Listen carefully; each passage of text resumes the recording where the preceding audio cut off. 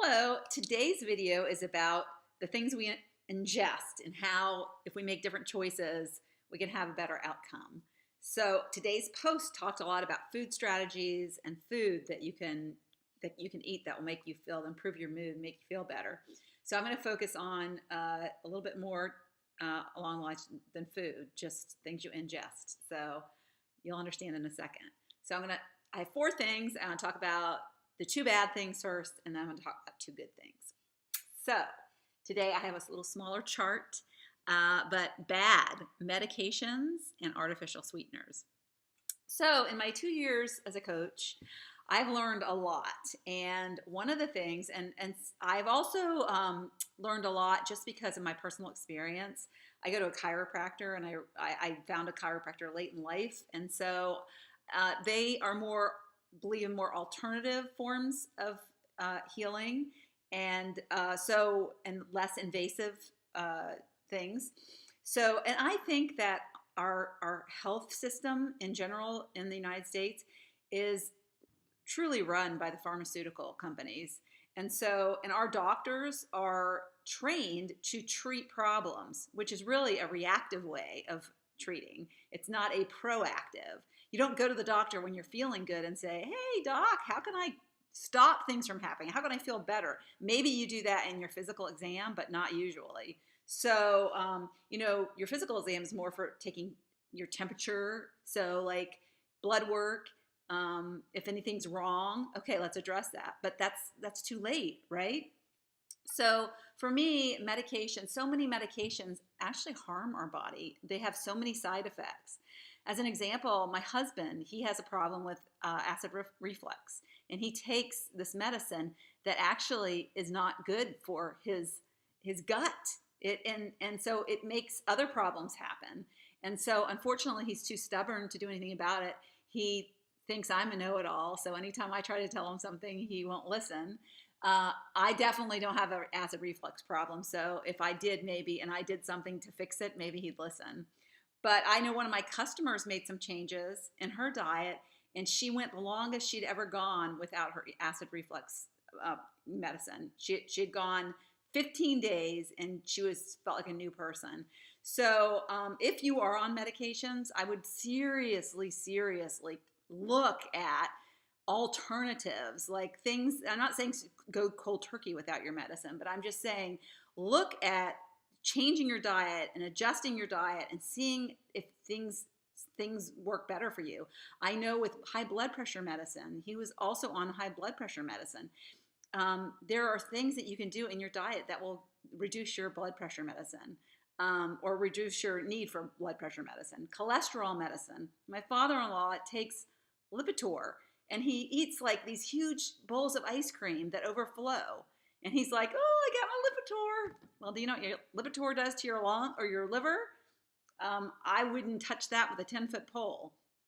So anyways, I, think medications are good for some people can't live without their medications. So, but I'm just saying really examine what medications you're on, how they could be potentially harming you, and how you could potentially change what you're eating and do things differently to help that. I am on a hormone replacement therapy. So a lot of people are like, "Oh, I would never take hormone replacement therapy." I made that choice because, first of all, the negative side effects, there's low risk now. There's lots of studies now. I believe that I am better off on it because I was not sleeping. My hot flashes were so intense and so bad that I was not getting enough sleep at night. So I was waking up like 4 times. I was irritable. I was not a fun person to be around. So I have a very, very low dose of it, and makes a huge difference. So that's an example of medications, and it's really up to you. You are your own judge, jury, and decision maker when it comes to medication. But I would get second opinions. I wouldn't always trust the doctor because the doctor just listens to the pharmaceutical companies. So talk to some people who are more into alternative medicine and get some advice from them as well.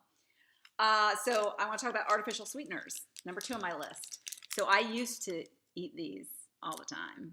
So in fact, Equal was my favorite, but then Splenda came along. They said, oh, Splenda's better for you. Do Splenda. So I didn't drink a lot of coffee, but I used to put a Splenda in my coffee. I probably put a half. I don't think I put a whole. But, probably one of these a day. And now when I look at these, I think that is poison. This is basically, if I put this in my coffee, I am personally poisoning myself. That's how I feel. These are known carcinogenics in these things, and they do your body no good. So, replacements. Stevia. So stevia is I did not like stevia in the beginning. I don't know. It's very, very, very sweet. So if I would have a half a Splenda, I would have like a quarter of a stevia. So, and they're also stevia drops. So now I do just a little bit of stevia in my coffee. And I was doing honey, so that's another alternative. So you can do honey. My husband does honey.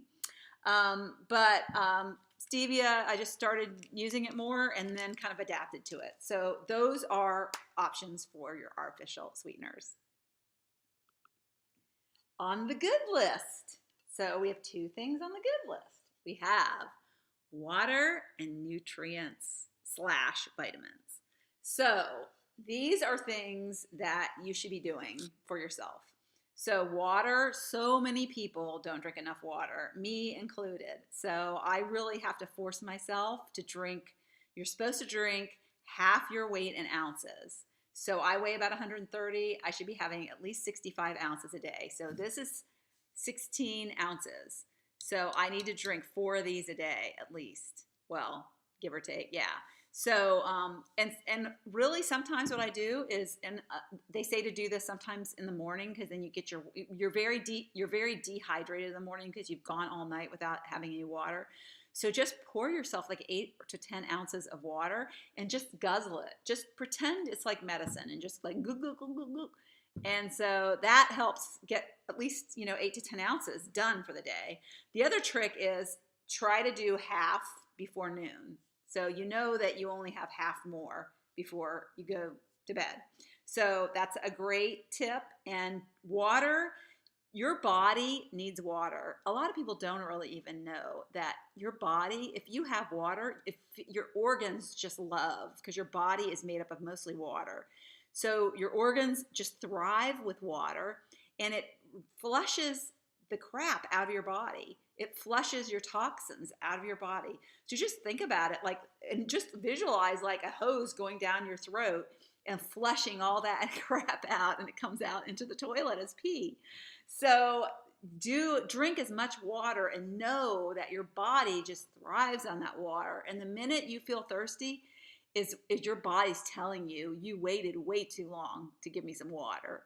And there are things that dehydrate you. So for instance, like alcohol. So if you have a glass of wine, you need to drink a glass of water because it will replace what is being taken away from you by that alcohol. So nutrients and vitamins. So I was a big vitamin taker. I took a lot of vitamins: magnesium, folic acid, vitamin C, vitamin D in the winter. So I am a vitamin believer. I think vitamin C is the magic pill. If I start to get a sore throat, I haven't had a really bad cold, I don't think, for like 2 years, because if I just OD on vitamin C. And you're not supposed to take vitamin C like 2 pills at once, because it doesn't do any good. You're kind of wasting pills. Basically 500 milligrams a pop. But so I'll just like have one in the morning, one at noon, and one in the evening. And my sore throat will be gone by the next day. I just think vitamin C is amazing, the best thing. There's things you can get from your food, vitamin C, but pills for me are easy because a lot of times I won't eat. Fruit is not a big thing that I eat, so I'd much rather have a pill over an orange. So, but if you like oranges, go for it. So anyways, nutrients, one of the big things for me with nutrients was I started drinking Shakeology. So I don't know if you know about Shakeology. I completely stumbled into it, but it was introduced to me by my daughter. And I had a real problem with constipation. And constipation is caused by a poor diet. So I wasn't eating enough greens. I wasn't eating enough fruit. I love bananas, but bananas don't help you go to the bathroom. They're like melons are better for you if you want to go to the bathroom. And so I was eating things that clogged me up. So, but I never really knew it. I never really related that to my diet. I thought, oh, I have this history because my mother's like that. Well, my mother had a bad diet. So, and she was addicted to laxatives, which was a whole nother issue.